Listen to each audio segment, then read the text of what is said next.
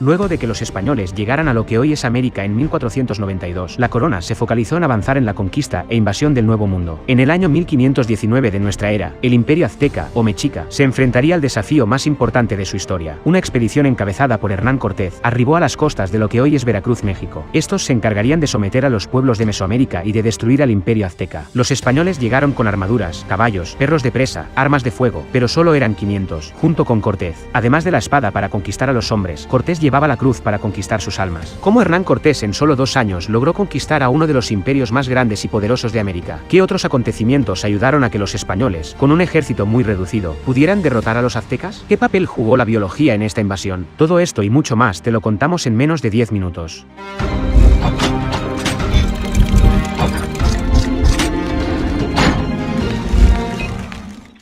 Antes de que nos adentremos más en esta historia, no olvides suscribirte al canal y dejarnos un like, para que este vídeo pueda servirle también a mucha más gente. Centrémonos en nuestra línea de tiempo. Estamos en el año 1519.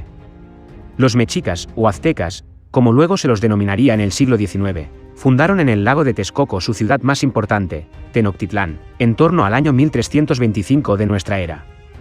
Para conocer todo sobre los aztecas, tenemos un vídeo en el canal en el que podrán repasar el origen y expansión del imperio más poderoso de Mesoamérica.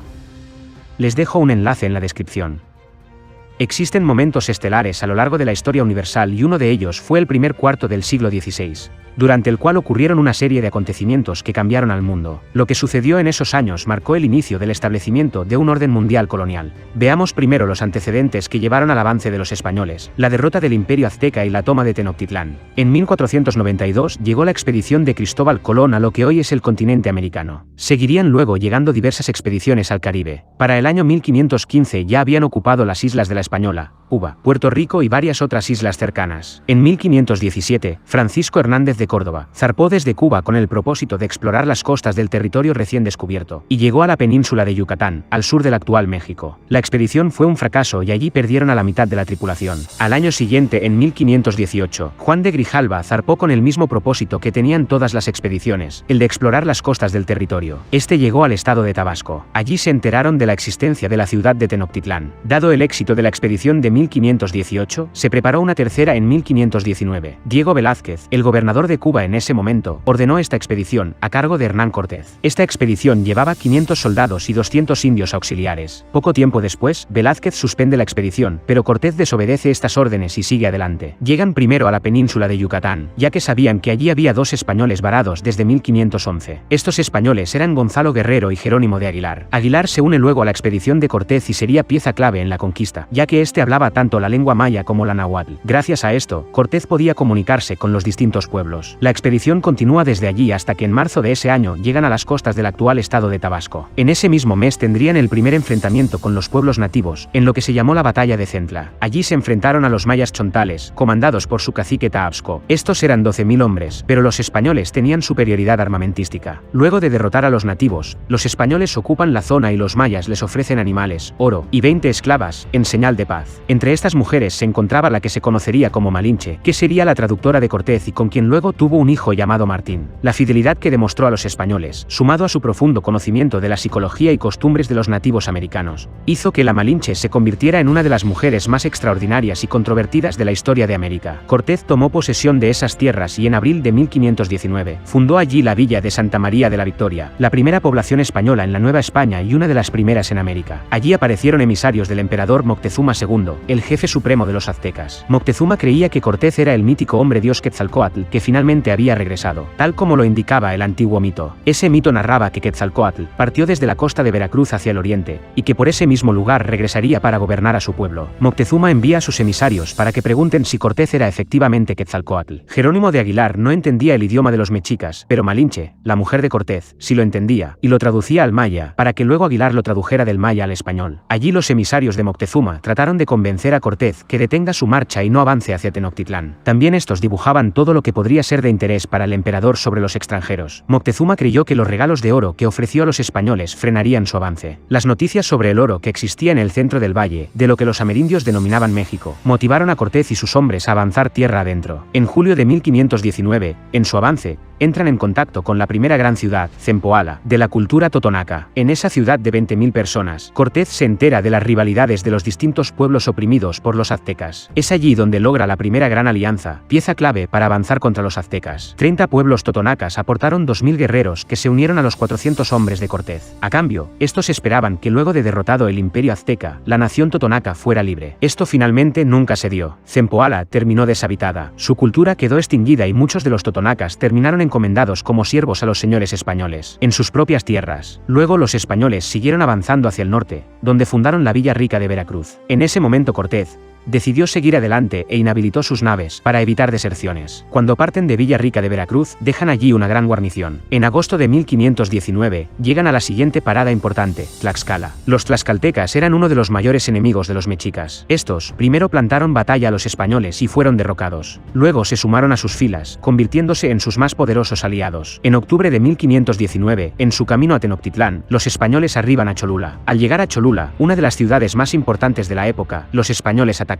asustados por los rumores de una emboscada. Alrededor de 4.000 nativos americanos murieron en la matanza de Cholula, uno de los momentos más terribles de la expedición. Finalmente, llegaron a Tenochtitlán en noviembre de 1519, y se maravillaron con su espectacularidad. Moctezuma recibió a los españoles con todos los honores, ya que aún creía que Cortés era un enviado del dios Quetzalcóatl, por lo que fue un gran anfitrión de estos, obsequiándoles entre otras cosas, el tocado del dios Quetzalcóatl, el penacho de Moctezuma. Moctezuma los hospedó en el templo de su antecesor Axayácatl, en el palacio del padre de Moctezuma. Allí descubrieron el enorme tesoro de Axayácatl, tras una puerta tapiada. Luego de un tiempo, les empezó a inquietar la posibilidad de ser asesinados, ya que habían sido advertidos de esto por los tlaxcaltecas. Decidió entonces Cortés aprender al emperador, a quien mantuvo como rehén. Mientras estuvo en Tenochtitlán, Hernán Cortés acumuló grandísimas cantidades de oro y de otros tesoros, pero sus manifestaciones de poder comenzaron a exasperar a los mexicas. En mayo de 1520, con la intención de que se fuera, Moctezuma informó a Cortés del arribo de varias naves con españoles. Se trataba de una armada enviada por Diego de Velázquez con la misión de tomar posesión de lo que juzgaba suyo, y le había defraudado Cortés. Llegaron al puerto de Veracruz 18 navíos para castigar a los rebeldes. Cortés dejó una guarnición en Tenochtitlán de 100 de españoles, al mando de Pedro de Alvarado, y salió al encuentro de las tropas enviadas por Velázquez, las cuales fueron rápidamente derrotadas y el grueso de estos hombres cambiaron de bando, uniéndose a Cortés. Según se describe en varios códices indígenas, mientras Cortés no estaba en Tenochtitlán, los mexicas habrían anunciado la realización de una de sus ceremonias religiosas más importantes, pero cuando los mexicas se encontraban bailando y desarmados, los españoles cerraron las salidas del templo mayor y abrieron fuego. Se cree que se produjo la matanza de alrededor de 600 nativos, nobles, caciques y jefes del ejército mexica, a los que también les robaron sus joyas y metales preciosos. Luego de esto, la población indignada se rebeló contra Moctezuma y acorralaron a los españoles, los que debieron refugiarse en el palacio. Cuando Cortés volvió del Golfo de México, encontró los ánimos caldeados en Tenochtitlán, a causa de los sucesos ocurridos, y preparó la evacuación de la ciudad. El hermano de Moctezuma se puso al frente de los mexicas. Luego Moctezuma II fue asesinado a piedrazos por los aztecas, quienes lo vieron como un traidor. Otra versión afirma que Cortés y su gente asesinaron a Moctezuma, ya que para ese momento se había convertido en un estorbo. Los españoles trataron de escapar, pero la noche del 30 de junio de 1520, gran parte de las fuerzas españolas fueron destruidas por los aztecas. Cortés pudo escapar a Tlaxcala. La viruela llegó a Tenochtitlán, traída por las tropas que habían arribado a Veracruz enviadas por Velázquez en mayo de 1520. El brote de viruela mató al sucesor de Moctezuma y diezmó a las fuerzas aztecas. En ese momento los mexicas nombraron a Tlatoani Cuauhtémoc como su líder. Cortés mandó a ahorcar a Cuauhtémoc poco después. Se estima que durante la epidemia murieron millones de nativos americanos. En julio de 1521, con la viruela de su lado y con decenas de miles de aliados, los españoles y los tlaxcaltecas se reorganizaron y construyeron naves para atacar desde las orillas del lago Texcoco.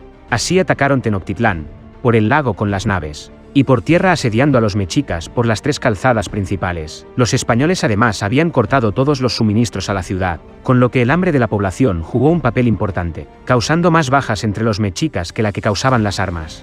Con ello, Cortés esperaba la rendición rápida de Tenochtitlán, Pero al interior de esta, Cuauhtémoc tomó varias medidas, entre ellas acabar a todo aquel que apoyara o negociara con los españoles. El pueblo mexica se atrincheró en la ciudad hasta que el combate se convirtió en una batalla campal. Pasada la primera semana de agosto, la caída de la resistencia azteca era inevitable.